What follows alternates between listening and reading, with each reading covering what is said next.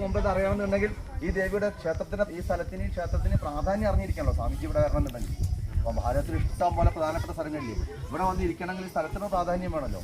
അപ്പോൾ ശരിക്കും കാശ്യപ കുന്ന് എന്നാണ് ശരിക്കും ഇതിൻ്റെ പേര്. കാശ്യപ കുന്നാണ് കസർ കുന്നായിട്ട് മാറിയത്. അതാണ് പിന്നെ ഈ ക്ഷേത്രത്തിൻ്റെ ദേവിയുടെ ശരിക്കും ഒരു പ്രഭാവം ഉണ്ടായ സ്ഥലമാണ് കാർത്യായനി ദേവിയുടെ.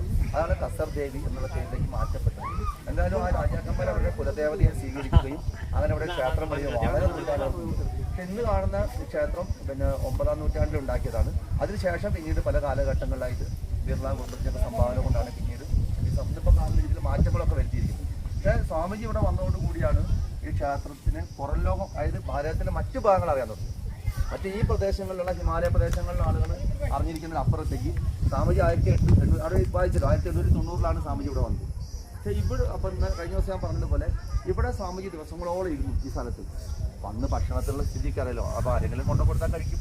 പക്ഷേ ഈ സ്ഥലത്തുനിന്ന് കിട്ടിയിട്ടുള്ള ഒരു ആധ്യാത്മിക ഊർജ്ജം, അതാണ് സ്വാമിജിയുടെ ജീവിതത്തിൽ വലിയൊരു സ്വാമിജി തന്നെ കൊളംബോ ടാൽമോറ എന്ന് പറഞ്ഞ അദ്ദേഹത്തിൻ്റെ ഒരു പുസ്തകമുണ്ട്. അദ്ദേഹം ചിക്കാഗോ പോയി വന്നതിന് ശേഷം എഴുതിയ പുസ്തകമാണ് കൊളംബോ ടാൽമോറ.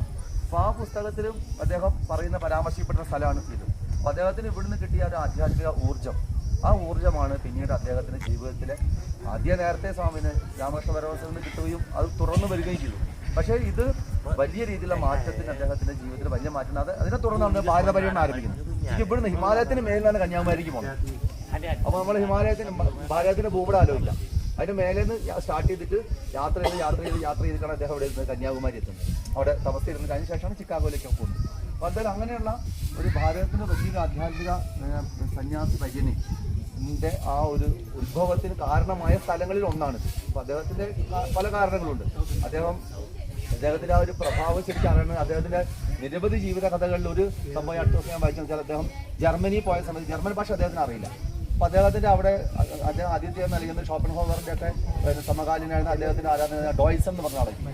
അപ്പോൾ ഡോയ്സൺ അദ്ദേഹത്തോട് സംസാരിക്കുകയാണ്. ഞാൻ പുസ്തകം വായിച്ചു, പക്ഷെ ആ പുസ്തകത്തിൻ്റെ അർത്ഥം എനിക്ക് എത്ര വായിച്ചിട്ട് മനസ്സിലാവുന്നത്. ഇവർ നമ്മൾ ചർച്ച ചെയ്തു, ഇംഗ്ലീഷിൽ ചർച്ച ചെയ്തു. അപ്പോൾ അവന് വളരെ ഒരു സൈദ്ധാന്തിക പുസ്തകമാണ്. അപ്പോൾ സ്വാമിജി ചോദിച്ചു ആ പുസ്തകം എവിടെയെന്ന് ചോദിച്ചു. അപ്പോൾ അദ്ദേഹം പറഞ്ഞു, അങ്ങനെയൊക്കെ ഇത് ജർമ്മനിൽ എഴുതിയ പുസ്തകമാണ്, ഇത് വായിച്ചാൽ എനിക്കത് ഞാൻ മാസങ്ങളോളം ഇരുന്ന് വായിച്ചിട്ട് ഇതിൻ്റെ അർത്ഥം എന്താണെന്ന് എനിക്ക് മനസ്സിലാവുന്നില്ല. അത് അങ്ങ് ഇതൊന്നും അറിയാത്ത, അങ്ങ് ഇത് ജർമ്മൻ ഭാഷ പോലും അറിയാത്ത അങ്ങ് ഇത് വായിച്ചാൽ എന്ത് മനസ്സിലാവാനും. അപ്പോൾ അദ്ദേഹം പറഞ്ഞ മറുപടി എന്നറിയാം, അത് ഞാൻ ഡോയ്സണല്ലോ, സ്വാമി വിവേകാനന്ദനല്ലോ, ആ പുസ്തകം തരുമെന്ന് പറഞ്ഞു. അദ്ദേഹം അകത്തേക്ക് പോയി 1 മണിക്കൂർ കൊണ്ട് പുസ്തകം തിരിച്ചു കൊടുത്തു, വായിച്ചു കഴിഞ്ഞു. അപ്പോൾ ഡോയ്സൺ സംശയം വെറുതെ പറഞ്ഞു കഴിഞ്ഞു. അപ്പോൾ ഡോയ്സൺ അതുവരെ വായിച്ച ഭാഗത്ത് നിന്ന് ഇദ്ദേഹത്തോട് കാര്യം ചോദിക്കാൻ തീരുമാനിച്ചു, അറിയാൻ വേണ്ടി എന്താണ് വായിച്ചിട്ടുണ്ടെന്ന് അറിയാൻ വേണ്ടി ചോദിച്ചു. അതിൻ്റെ ഒരു കാര്യം എന്താ പറയുക, എന്താണത്? സ്വാമിജി വളരെ കൃത്യമായിട്ട് എന്താണ് ആ പുസ്തകത്തെ പറഞ്ഞിരിക്കുന്നത്. ഡോയ്സൺ അത്ഭുതപ്പെട്ടു പോയി. ജർമ്മൻ അറിയാത്ത ഒരാളെങ്ങനെയാണ് ഇത്രയും കൃത്യമായിട്ട് അതാണ്. അപ്പോൾ ഈ ഒരു ആധ്യാത്മിക അറിവ് എന്ന് പറയുമ്പോൾ അത് പുസ്തകങ്ങൾക്ക് അക്ഷരങ്ങൾക്കൊക്കെ ഉപരിയാണ്. നമുക്ക് ഒരു സാമാന്യ യുക്തി കൊണ്ട് അതിനെ അളക്കാൻ പറ്റില്ല. അതിലപ്പുറത്തേക്കുള്ള നിരവധി അത്ഭുതങ്ങൾ ഒക്കെ പെട്ട. ഈ അടുത്ത കാലത്ത് നമ്മളെ ഇദ്ദേഹത്തിൻ്റെ ഹൈമവത് ഭൂവിൽ വീരേന്ദ്രകുമാറിൻ്റെ ഹിമാലയത്തിലെ സന്യാസി വര്യന്മാരുടെ അത്ഭുതങ്ങളെ കുറിച്ച് പറയുന്നത് അദ്ദേഹം നേരിട്ട് കണ്ടതായിരുന്നു, മനസ്സിലായില്ലേ? അപ്പോൾ അത് ഈ ആധുനിക കാലത്താണ്. അപ്പോൾ അതിലപ്പുറത്തേക്ക് അങ്ങനെ ഒരുപാട് ആധ്യാത്മിക ഊർജ്ജം ഈ ഹിമാലയത്തിൽ ലഭിച്ച ധാരാളം ആചാര്യന്മാരുണ്ട്. ഇപ്പോൾ തപോവന സ്വാമികളുടെ കാര്യം നമുക്കറിയുണ്ടാവും, തിരുവനന്തപുരം സ്വാമികളുടെ കാര്യം നമുക്കറിയാം. അവരൊക്കെ ഇവിടുന്ന് ഊർജ്ജം സമ്പാദിച്ചവരാണ്. അപ്പോൾ അങ്ങനെയുള്ള ശരിക്കും ഈ സ്ഥലത്ത് വരുന്ന സമയത്തൊക്കെ നമ്മളെ മനസ്സിലുണ്ടാവുന്നത് സ്വാമിജി ഇവിടെ വന്ന് തപസ് ചെയ്ത സ്ഥലം, ആ കാലം, സ്വാമിജിയിലൂടെ നടന്ന ആ കാലം, സ്വാമിജിയുടെ ആ ഒരു പ്രഭാവലയം ഇപ്പോഴും ഉണ്ടെന്നതായിരിക്കും നമുക്ക് ഇതിനൊക്കെ കാണാൻ പറ്റും. അപ്പോൾ അതിന് വലിയൊരു ശക്തി. അപ്പോഴാണ് നമുക്കിവിടെ വന്നിട്ടോ ഇതൊക്കെ കയറി വരുന്ന സമയത്ത് നമുക്ക് ആ കിട്ടുന്ന ഒരു ശക്തി എന്താണെന്ന് ചോദിച്ചപ്പോൾ നമ്മുടെ ഒരു അന്തരീക്ഷം ഉണ്ടല്ലോ, ആ അന്തരീക്ഷത്തിൽ നിന്ന് കിട്ടുന്ന ഒരു ഊർജ്ജം. അപ്പോൾ ഇതിൽ കൂടെ ഒക്കെ നമ്മൾ മനസ്സിനെ വ്യാപരിക്കണം. ആ സമയത്താണ് ശരിക്കും നമുക്ക് അതിൻ്റെ ഒരു സ്പിരിറ്റ് കിട്ടും. അപ്പോൾ എന്തായാലും വളരെ ചരിത്രപരമായി പ്രാധാന്യമുള്ള സ്ഥലം. അപ്പോൾ ഇവിടെ വരാൻ വേണ്ടി ആഗ്രഹിക്കുന്ന ഒരുപാട് പേരുണ്ട്. ഇവിടെ വരാൻ ഈ സ്വാമിജിയെക്കുറിച്ച് വായിച്ച ആളുകൾ, സ്വാമിജിയെ ഒരുപാട് കേട്ട ആളുകളൊക്കെ എനിക്ക് ഈ സ്ഥലത്തൊന്ന് വന്നിരുന്നെങ്കിൽ, പക്ഷെ എല്ലാവർക്കും അങ്ങനെ വരാൻ പറ്റിക്കോളുന്നില്ല, തീരുമാനിച്ചിട്ട് വരാൻ പറ്റുള്ളൂ. അതൊരു ഭാഗ്യമാണ്.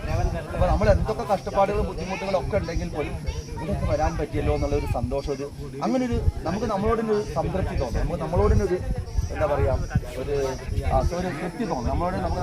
നമ്മളിലൊരു അഭിമാനം തോന്നും നമ്മളിവിടെ വരാൻ പറ്റിയല്ലോ. അപ്പോൾ എല്ലാ തരത്തിലുള്ള ബുദ്ധിമുട്ടുകളും കഷ്ടപ്പാടുകൾക്ക് ഉപരിയായിട്ട് സ്വാമിജിയുടെ വാക്കുകളെ നമ്മൾ സ്വീകരിക്കുകയും അങ്ങനെ സ്വാമിജിയുടെ വാക്കുകൾ നമ്മൾ ഊർജ്ജം സ്വീകരിക്കുകയും ചെയ്യാണ് നമ്മൾ ശരിക്കും വേണ്ടത്. സ്വാമിജിയുടെ വാക്കുകൾ പറഞ്ഞുകൊണ്ട് ഞാൻ അവസാനിപ്പിക്കാം. ഹേ വീര, ധൈര്യമായി സ്വാഭിമാനം പറയൂ, ഞാൻ ഭാരതീയൻ. പറയൂ, പറയനായ ഭാരതീയൻ, ബ്രാഹ്മണനായ ഭാരതീയൻ, ദരിദ്രനായ ഭാരതീയൻ, എൻ്റെ സഹോദരനാണ്. അരയിൽ ഒരു തുണി മാത്രം ചുറ്റിയ നീയും സ്വാഭിമാനം പറയൂ, ഭാരതീയൻ എൻ്റെ സഹോദരനാണ്.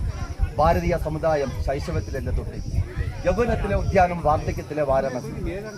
പറയൂ സഹോദര, പറയൂ, ഭാരതത്തിന്റെ മണ്ണാണ് എനിക്ക് പിന്നിൽ. ഹേ ജഗദമ്പിയെ, ഹേ ഗൗരീനാഥ, എനിക്ക് ശക്തി നൽകുക. എന്നിലെ ഭീരുത്വം മാറ്റി, എന്നിലെ ദുർബലത നീക്കി, എന്നെ പുരുഷനാക്കി. ഭാരത് മാതാ.